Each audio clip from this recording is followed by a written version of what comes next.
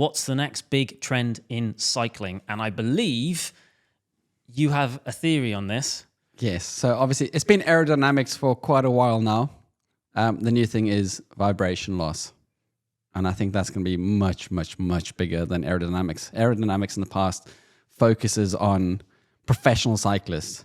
This will help them as well, but vibration loss will actually have more gains in amateurs, slow people. The older I'm getting, the more of an issue it is as well. So I'm going to guess that vibration loss is making your ride more comfortable, not focusing on geometry.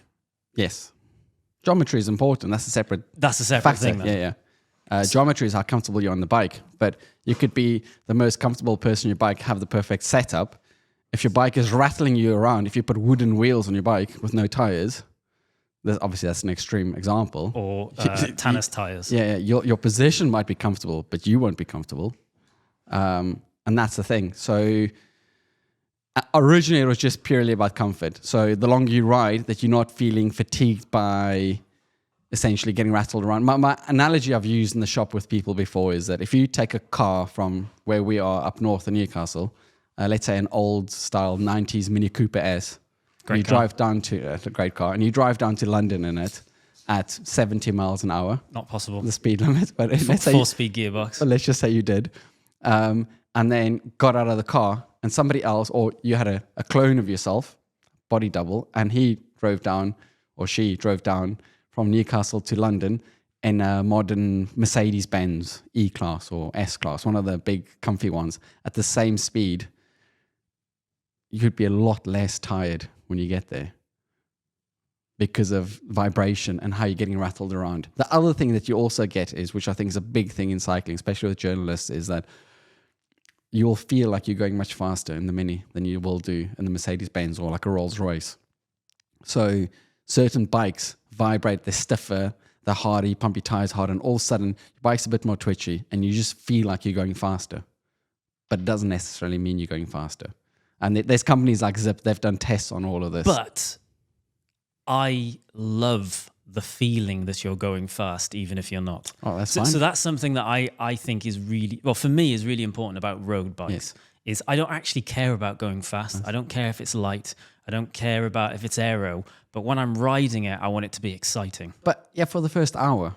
But after that hour, when you start, your body starts getting tired. I don't ride over an hour because it's too hard. That's perfect for you. I would go back to 23 millimeter tires and pump them up to 145 PSI and go wild. Yes. I do think this is interesting because I'd say I've spent a large part of probably the first 8 to 10 years of riding bikes properly. Like I was so obsessed with the feel of the bike. You know, I wanted it to be fast and nippy, but it never actually means that you are going fast. Yeah. And I've always found going long hard. Yeah. And it's probably my gut instinct is that this would have helped me ride further when I wanted to. Yes. But this is something that's been happening for quite a while. But nobody's actually using the term vibration loss. No, yeah. Firstly, from our previous thing, Specialized made the tires much bigger, which is really good for that. But those marketing companies aren't using it yet because it's a very, very difficult thing to actually talk about. Aerodynamics, I can say you're saving this many watts because I've done wind tunnel testing and things like that. And that's got to do with the size of an average rider, where speed and a lot of aspects influence this. So it's much harder to kind of quantify and much harder to sell in that sense. But you can already see tires have gone from 23 mil to 25, and now they're saying 28. They're starting to up it to 30 millimeter tires. And that extra speed you're gaining isn't based of rolling resistance. It's actually, that's a small aspect. It's got to do with those bigger tires. You can run high volume of air in it, so lower pressures, which essentially negates vibration to some extent and makes you faster. So you're saying things like Cannondale's Topstone and Specialized Roubaix, maybe? The ones that have... So the Roubaix has got little springy... So it's suspension stem, yes. There's loads of stuff, how you can reduce vibration on your bike. Obviously, tires is the easiest and cheapest tire pressure. Are you saying that Specialized Roubaix and the Cannondale Topstone are then actually really good bikes that are I would possibly go better than further, ones like something without it. that a bike that I've really not liked, but if you go back to it, something like the old, they've done it in Go on, wrong do ways. it. Cannondale's lefty. Ah, okay. What's the This is actually an overrated, underrated lefty forks. they did a gravel bike. I can't remember the name of it now.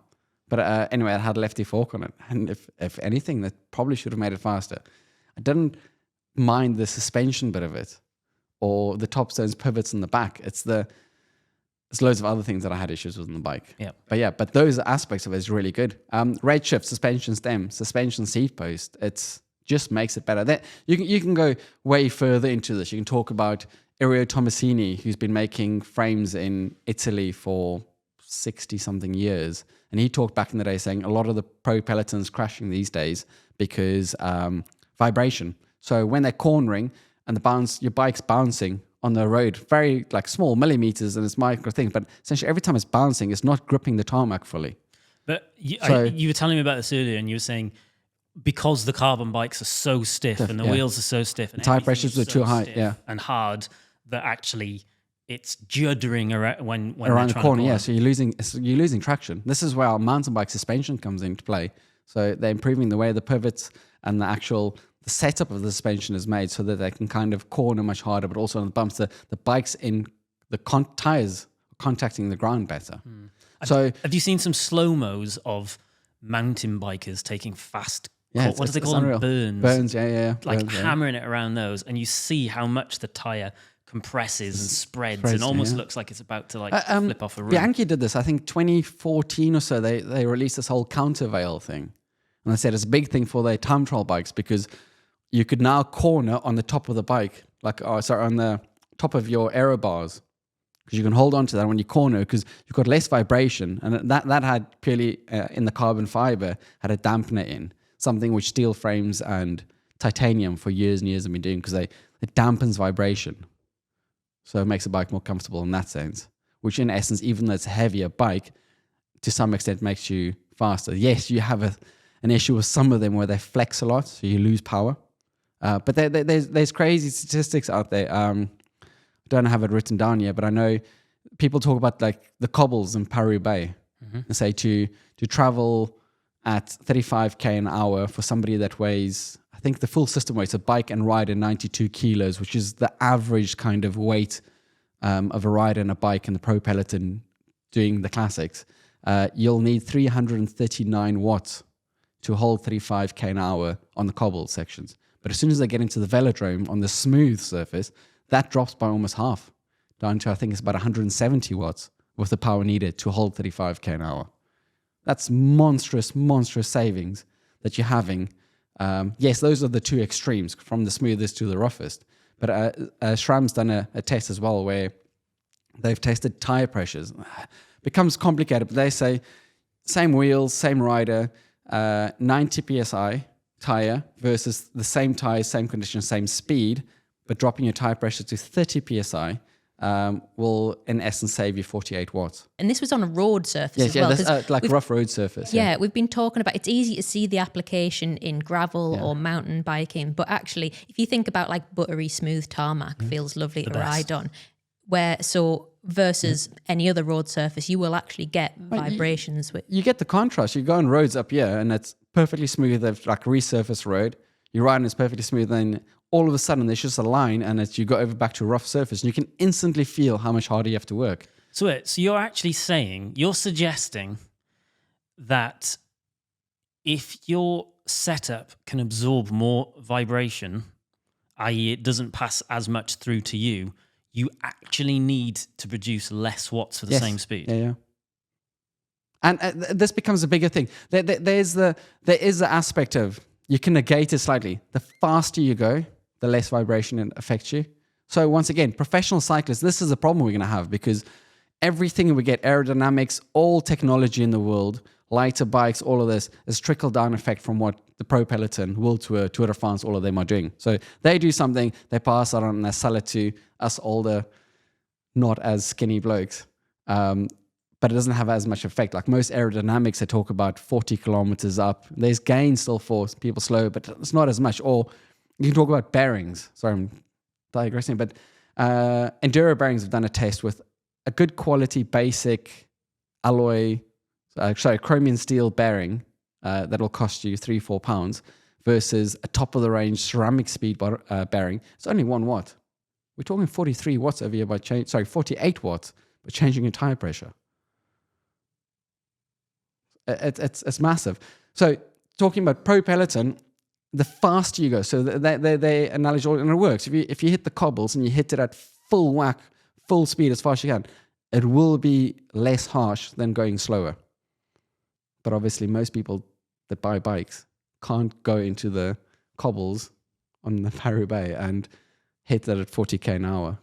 I want to try and work out how to test this, because the bit that really fascinates me is that you might actually legitimately need less power to go the same speed based on a setup that's just more comfortable. Yeah, because I guess the bit that's hard to understand is that most people will think, well, if there's sponginess, if there's softness, if wheels are spongy and stems and things are spongy, then that is lost energy transfer, which has always been like the theory, isn't it? Like with shoes, like cycling shoes became so unbelievably uncomfortable because it's like, well, you want to be able to transfer every possible watt from your body into the pedal so that it goes into the drivetrain. It's basic physics, though, like Newton's laws, every action has an equal and opposite reaction. So I get what you're saying, but that's true in terms of you want stiff cranks, you want stiff shoes.